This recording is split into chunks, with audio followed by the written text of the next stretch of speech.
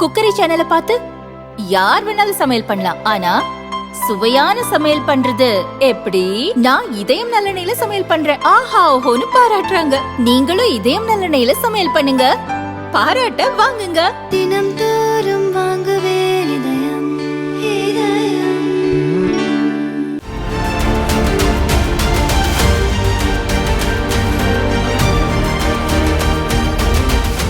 வணக்கம், இது உலகம் என்று. ரஷ்யா உக்ரைன் போர் அப்படிங்கிறது கிட்டத்தட்ட 3வது ஆண்டு நெருங்கி கொண்டிருக்கிற நிலையில் ரஷ்யாவுக்கு ஆதரவாக வடகொரியா போர் வீரர்களை அனுப்பியிருக்கிறது அப்படின்ற தகவல் வந்தது. பல ஆதாரங்களும் வந்தது. ஆனால் ரஷ்யா அதிகாரப்பூர்வமாக எந்த இடத்துலையுமோ அல்லது அப்படி சண்டை அப்படின்னு நடந்தால் ரஷ்யாவிலையும் சரி உக்ரைன்லேயும் சரி வீரர்கள் அப்படின்றது உயிரிழப்பு அப்படிங்கிறது ஏற்படும். அப்படி உயிரிழக்கக்கூடிய வடகொரிய வீரர்களுடைய அடையாளம் எந்த இடத்துலையுமே தெரியக்கூடாது அப்படின்னு ரஷ்யா ஒரு கொடூரமான வேலையை பார்க்கிறது. பல போர்ல இருந்து பாடம் கற்றுக்கொண்டாலும் ரஷ்யா இந்த கொடூரமான வேலையை தொடர்ந்து பண்ணி கொண்டிருக்கு அப்படின்ற ஒரு பகிரங்கமான குற்றச்சாட்டை உக்ரைன் அதிபர் ஜெலன்ஸ்கி வச்சிருக்கார். என்ன அப்படின்னா, போர்ல உயிரிழந்த வடகொரியாவினுடைய வீரர்களுடைய முகங்களை சிதைக்கக்கூடிய வேலையை ரஷ்ய இராணுவம் செய்யுது.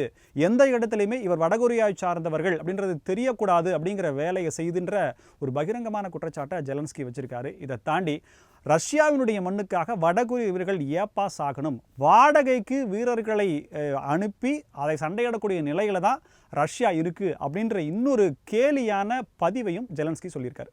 இதை மெய்ப்பிக்கும் விதமாக உக்ரைனில் இருக்கக்கூடிய குர்ஸ்க் பகுதி, அந்த பகுதியை மீட்டெடுப்பதற்காக ரஷ்யா கடுமையான போராட்டங்களை செஞ்சு வருது. பல கட்ட திட்டங்களோட அந்த இடத்துல வீரர்கள் அனுப்பி போராட்டம் அப்படிங்கிறதும் சண்டை அப்படிங்கிறதும் செஞ்சுட்டு வருது. அப்படி நடந்த ஒரு இடத்துல வடகொரியாவை சேர்ந்த வீரர்கள் தாக்குதலை தொடுத்திருக்கும் நிலையில் ரஷ்ய இராணுவத்தை சேர்ந்த வீரர்களை அவங்க அனுப்பின கமாண்ட், ரஷ்ய இராணுவ உயர் அதிகாரிகள் வடகொரிய அந்த சம்பவம் நடந்த இடத்துல இருக்கக்கூடிய அந்த ஜவான்களுக்கு அனுப்பி அந்த தகவல் அப்படிங்கிறது சரியாக புரிந்து கொள்ள முடியாததுனால வடகொரிய வீரர்கள் ரஷ்ய இராணுவ வீரர்கள் கிட்டத்தட்ட 8 பேரை சுட்டிருக்காங்க. அந்த சம்பவ இடத்துலேயே அவங்க இறந்து போயிட்டாங்க அப்படின்றத பதிவு பண்ணியிருக்காங்க. ஸோ எந்த அளவிற்கு ஒரு அன்மேட்ச்டு, அதாவது கம்பைன் இல்லாமல் ஒரு 2 பேரும் இணைந்து போர் செய்கிறது அப்படிங்கிறது இல்லாமல் எவ்வளோ பிரச்சனைகள் இருக்குது அப்படின்ற ஒரு ஆதாரபூர்வமான செய்தியை வைக்கக்கூடிய நிலையில் போதுமான பயிற்சி இல்லாதவர்களை வடகொரிய அதிபர் ரஷ்யாவுக்கு அனுப்பிவிட்டாரா அப்படின்ற கேள்வி முன்வைக்கிறாங்க. இதுக்கும் சில ஆதாரங்கள் கிடைச்சிருக்கு.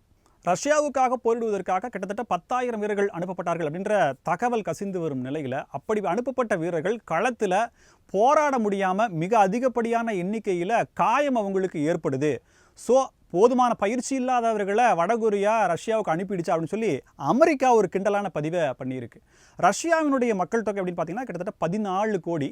ஆனால் உலகிலேயே மிகப்பெரிய நாடு, பரப்பளவில் மிகப்பெரிய நாடு. ஆனால் மக்கள் தொகையில் 14 கோடி தான். அதுவே உக்ரைன் பக்கம் வந்தீங்க அப்படின்னா 3.9 கோடி அளவுக்கான மக்கள் தொகை தான் அங்கே இருக்குது. ஆனால் எந்த அளவிற்கு ஒரு பெரிய படையோட 3 ஆண்டுகள் உக்ரைன் போரிடுது அப்படின்னா இந்த இடத்துல தான் நம்ம யோசிக்கணும். அதாவது இடம் மட்டும்தான் உக்ரைன், அதற்கு பின்புலமாக இருந்து இயக்குவது குறிப்பாக அமெரிக்கா, அதற்கு அடுத்து மேற்குலக நாடுகள்.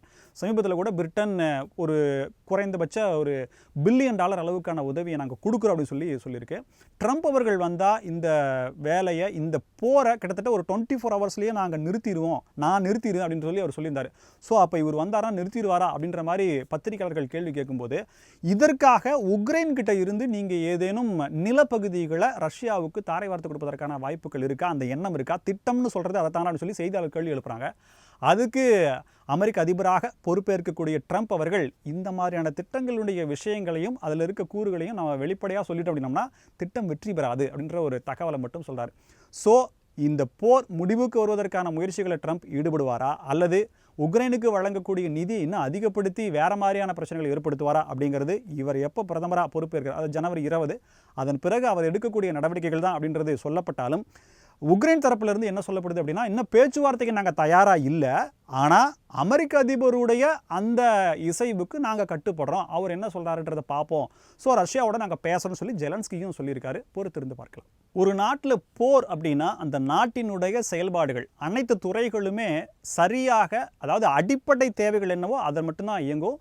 ஸோ அந்த நாடு எப்படி போர் பதற்றத்தோடு இருக்கும் அப்படிங்கிறத நம்மளால் யூகித்து பார்க்க முடியும். ஏன்னா இந்தியா கார்கில் போரில் எந்த அளவுக்கு ஒரு பரபரப்பாச்சு அப்படிங்கிறத நம்ம எல்லாம் உணர்ந்திருப்போம். அது ஒரு சின்ன அளவிலான விரைவில் முடிஞ்ச போர் கிட்டத்தட்ட 3 ஆண்டுகள் நடக்குது அப்படின்னா ஒட்டுமொத்த ரஷ்யாவுக்கும் எந்த அளவுக்கு பதற்றம் இருக்கும் அப்படின்றத நம்மளால் உணர முடியுது. எதற்கு நான் இந்த கருத்தை முன்வைக்கிறேன் அப்படின்னா, இப்படிப்பட்ட கலேபரத்திலையும் உலகத்திலேயே மிகப்பெரிய நோயாக, குணப்படுத்த முடியாத நோயாக, கட்டுப்பாட்டுக்குள்ள மட்டுமே வைக்கக்கூடிய ஒரு நோயாக பார்க்கப்படக்கூடியது புற்றுநோய். அந்த புற்றுநோய்க்கான மருந்தை mRNA அடிப்படையிலான மூலக்கூறுகளை கொண்டு நாங்கள் மருந்தை கண்டுபிடிச்சிட்டோம். அந்த மருந்தை நாங்கள் மக்களுக்கு இலவசமாகவே கொடுக்க போகிறோம் அப்படின்ற மாதிரியான ஒரு செய்தியும் பரவி இருக்கு. ரஷ்யாவில் இருக்கக்கூடிய அந்த ஆராய்ச்சி மையத்தை சேர்ந்த இயக்குனர் முதல்ல இதை பற்றின விவரங்களை சொல்கிறாரு. அதற்கு அடுத்த பிறகு இது எந்த அளவுக்கு உண்மை அப்படின்ற சந்தேகம் வலுக்கிற நிலையில் ரஷ்ய அதிபர் புட்டினே இதற்கான விளக்கத்தை கொடுக்குறார். ஆமாம், நாங்கள் இறுதி கட்டத்தில் இருக்கிறோம். இதற்கான விஷயம் அப்படிங்கிறதும் இன்னும் அடுத்தடுத்த காலங்களில் வரும். 2025 இது மக்கள் பயன்பாட்டிற்காக நாங்கள் கொடுப்பதற்கான ஆயத்த ஏற்பாடுகளை நாங்கள் பண்ணுறோம்.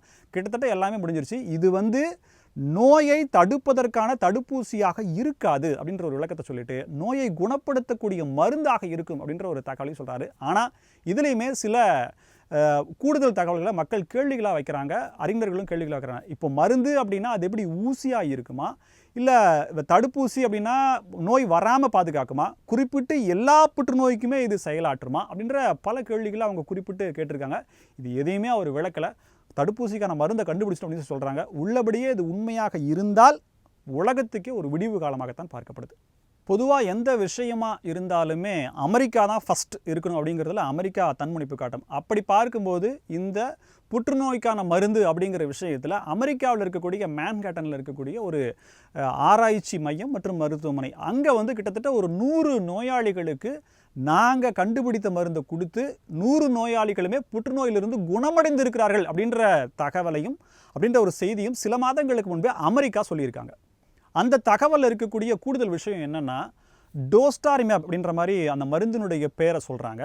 அந்த மருந்து அப்படிங்கிறது பொதுவாக புற்றுநோய்க்காக கொடுக்கப்படும் கீமோதெரப்பி அப்படிங்கிற சிகிச்சையை கொடுக்காம வெறும் இந்த மருந்தை மட்டுமே கொடுத்து நாங்கள் ஒரு 18 பேருக்கு குடல் புற்றுநோய் உள்ளவங்களுக்கு சிகிச்சை கொடுத்தோம். 18 பேருமே அதிலிருந்து குணம் பெற்று விட்டார்கள் அப்படின்ற ஒரு தகவலை அவங்க மீண்டும் உறுதிப்படுத்துகிறாங்க. இந்த மருந்து கொடுத்து குணமான பிறகு அவர்கள் உடம்பில் நாங்கள் மீண்டும் பரிசோதனை பண்ணி பார்த்தோம். அப்படி ஒரு குறிப்பிட்ட பரிசோதனை செய்யும்போது அவங்களுடைய உடம்பில் எந்த இடத்துலையுமே கேன்சர் செல்கள் இல்லை அப்படிங்கிற ஒரு அறிக்கையும் அப்படிங்கிற ஒரு ரிப்போர்ட்டையும் அந்த பல்கலைக்கழகம் கொடுத்து நாங்கள் கண்டுபிடித்தது புற்றுநோய்க்கான மருந்து தான் அப்படின்னு உறுதிப்படுத்துகிறாங்க. இதை தாண்டி இன்னொருத்தரும் சொல்கிறாங்க. ரைஸ் பல்கலைக்கழகம் மற்றும் A&M யூனிவர்சிட்டி 2 பேரும் கூட்டாக சேர்ந்து ஒரு மருந்தை கண்டுபிடிச்சிருக்கோம். இது ஒரு புதுவிதமான புரட்சி ஏற்படுத்தக்கூடியது. இதுவும் கேன்சருக்கான மருந்து தான். இதை நாங்கள் செல்லில் சில மாறுதல்களை ஏற்படுத்தியிருக்கோம். அது ஒரு டான்ஸ் மாதிரியான ஒரு ஒளியை எழுப்பும்.